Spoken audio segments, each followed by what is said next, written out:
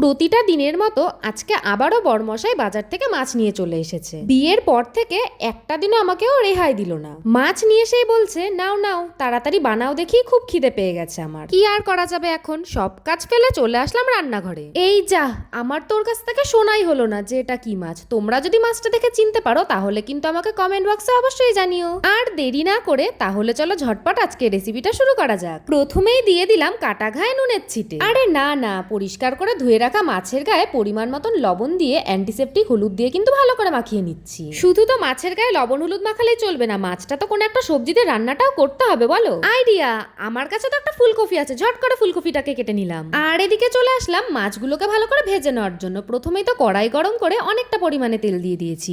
আর তেলটা ভালো করে গরম হয়ে আসলেই মাছগুলোকে কিন্তু একে একে আমি কড়াইতে ছেড়ে দিয়ে ভালো করে উল্টোপাল্টা ভেজে নিচ্ছি। আজকে কিন্তু রান্নার খুব তাড়া, বড়মশাইয়ের খিদে পেয়েছে বলে কথা, রান্নাটা তো তাড়াতাড়ি করে সারতে হবে, তাই না? এই দেখো মাছগুলোকে তো ভালো করে ভাজা হয়ে গেছে। এরপর ভাজা মাছগুলোকে তেল থেকে কিন্তু আমি তুলে রাখলাম। আর জানো তো, 2 পিস ভাজা মাছ কিন্তু সরিয়ে রেখেছি। আমার মতন তোমরা কে কে মাছ ভাজা খেতে ভালোবাসো আমাকে কিন্তু অবশ্যই জানিও। মাছ ভাজার ওই তেলেই পরিমাণ মতন লবণ আর হলুদ দিয়ে মাছের ঝোলের জন্য আলুগুলোকেও কিন্তু আমি ভালো করে ভেজে নিলাম। ভাজা আলুগুলোকে তুলে রেখে আমি কিন্তু এখন ফুলকপিগুলোকেও পরিমাণ মতন লবণ আর হলুদ দিয়ে ভেজে নিচ্ছি। তোমরা চাইলে কিন্তু ফুলকপিগুলোকে সেদ্ধ করেও নিতে পারো। এই দেখো কড়াইতে যেটুকু তেল ছিল সবটা তেল কিন্তু ফুলকপি খেয়ে নিয়েছে। এরপর কড়াইতে আবারও বেশ কিছুটা তেল দিয়ে আমি ফোড়নে দিয়ে দিচ্ছি জিরে, তেজপাতা আর শুকনো লঙ্কা। ফোড়নটা একটু ভেজে নিয়েই আমি এখন এতে দিয়ে দিলাম বেশ কিছুটা পরিমাণে আদা কুচি। পরিমাণ মতন লবণ আর হলুদ দিয়ে আদাটা একটু ভাজা ভাজা হয়ে আসলেই এখন কিন্তু আমি এতে অ্যাড করে দিলাম জিরে, ধনে আর শুকনো লঙ্কার পেস্ট। মশলাটা ভালো করে ভাজা ভাজা হয়ে আসলেই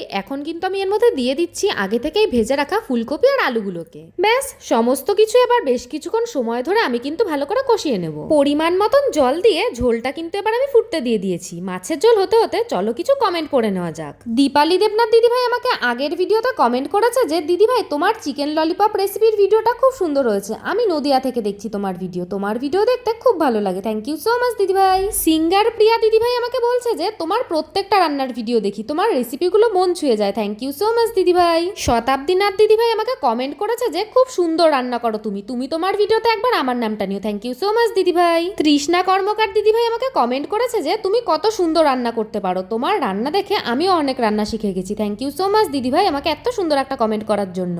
আমার প্রিয় দিদিভাইদের সুন্দর সুন্দর কমেন্ট পড়তে পড়তে মাছের ঝোল কিন্তু আমার একদম রেডি। এবার আমি খেয়ে তোমাদেরকে বলবো যে খেতে কেমন হয়েছে। খেতে তো খুবই টেস্টি হয়েছে। এই গরমের দিনে এইরকম ফুলকপি আলু দিয়ে পাতলা মাছের ঝোল খেতে কারই না ভালো লাগে, তাই না? তাহলে চলো আজকের মতন এইটুকুই। সবাই ভালো থেকো, সুস্থ থেকো। চলে আসবো আবার নতুন আর একটা রান্নার ভিডিও নিয়ে।